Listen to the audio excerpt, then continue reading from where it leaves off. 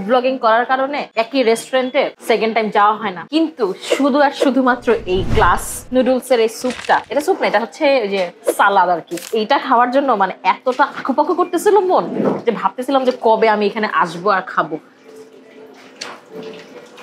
কিছু কিছু খাবার থাকে না একদম মনে ধরে থাকে, খুব খেতে ইচ্ছা করে, যদি প্রতিদিন একবার করে হলেও খেতে পারতাম। এটা হচ্ছে ওই টাইপের একটা খাবার, খুবই লোভনীয় আর খেতে ভারী মজা, মানে একই সাথে টক ঝাল মিষ্টি মিক্স করা আর কি।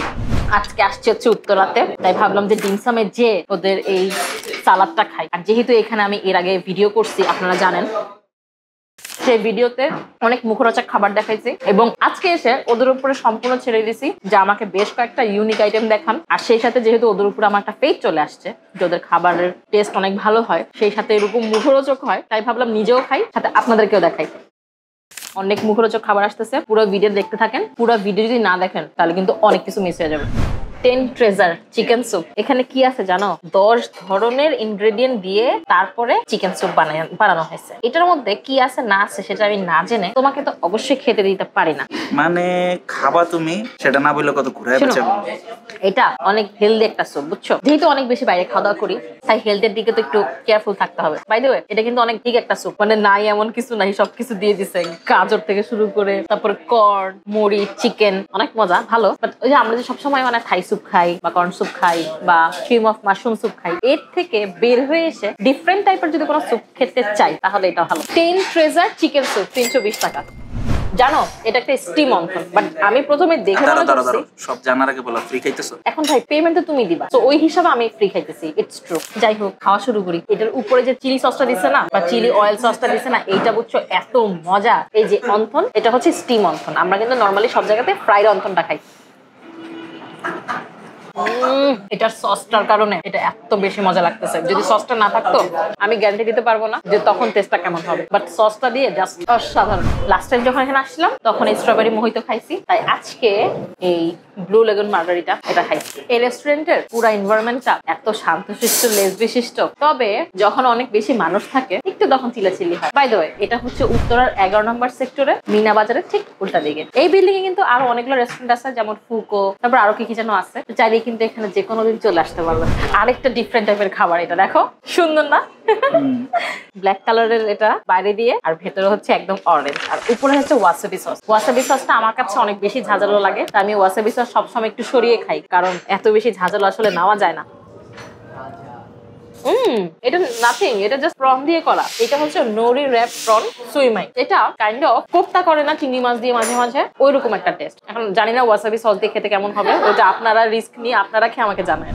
ওনাদের এখানে একটা বিশাল বড় মনিটর লাগানো, ওখানে ওনাদের রেস্টুরেন্টের মোস্ট অফ দা খাবারের ছবিগুলো আছে। মানে এক একটা খাবার দেখলেই বোঝা যায় যে কতটা মুখরোচক। আমার কাছে অনেক ভালো লাগছে। আপনারা যদি চান তাহলে এখান থেকে দেখেও খাবার অর্ডার করতে পারেন, কারণ মেনুতে আসলে খাবারটা দেখতে কেমন হবে সবগুলোর ছবি কিন্তু দেওয়া নেই, আর আমার পক্ষে সম্ভব না সবগুলো খাবারের ভিডিও করা।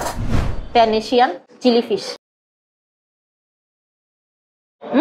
এটা জরি ফিশটাকে ফ্রাইও করছে আবার গ্রেভিও করছে, দুইটা একসাথে করছে, একটু মিষ্টি মিষ্টি, হালকা একটু ঝাল দেওয়া। মানে ওই ঝালটা কি মুখে ওরকম ভাবে লাগতেছে না, জাস্ট হালকা বোঝা যাচ্ছে। মানে সবকিছু মিলে অসাধারণ একটা কম্বিনেশন।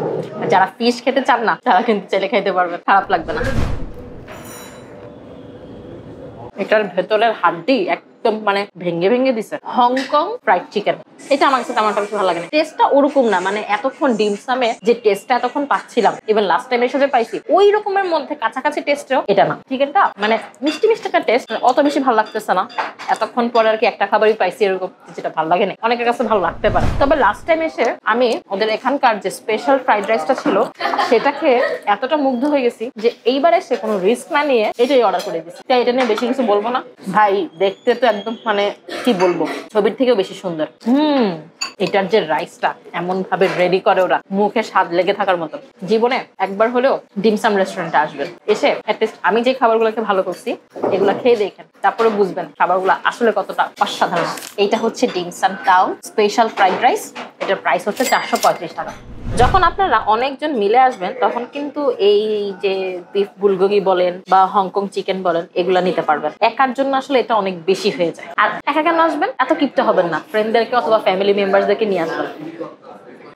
এটা অনেক মজা তো। তবে এটা যদি একটু সাদা গরম ভাতের সাথে খাওয়া যেত তাহলে ভালো হতো। এটা কে শুধু শুধু খাবে? তবে ওনাদের যে রাইস এগুলো এক একটা এত বেশি মশলাদার এবং এতটা মজার হয় যে ওগুলোর সাথে এক্সট্রা করে কিছু লাগে না। বাট তাও যদি কেউ খেতে চান যে অনেকজন মিলে আসছেন একটু এক্সট্রা কিছু টেস্ট করবেন, তখন কিন্তু চালিয়ে নিতে পারবেন। এটা দারুণ হয়েছে, দারুণ। আমার কাছে মনে হচ্ছে যা খাইছি তার মধ্যে সবচেয়ে বেশি বেস্ট এটা। Kind of. জানো কি হয়েছে? ওয়েলকাম ড্রিঙ্ক দেয় নাই আমাদেরকে, এখন দিবে, একটু ওয়েট করো। ওয়েলকাম ড্রিঙ্ক খাওয়া লাগবে না, তুমি শুরুতেই ওইখানে যা দাঁড়ায় ছিলা গ্লাস নুডলস খাওয়ার জন্য। আল্লাহ হাফেজ।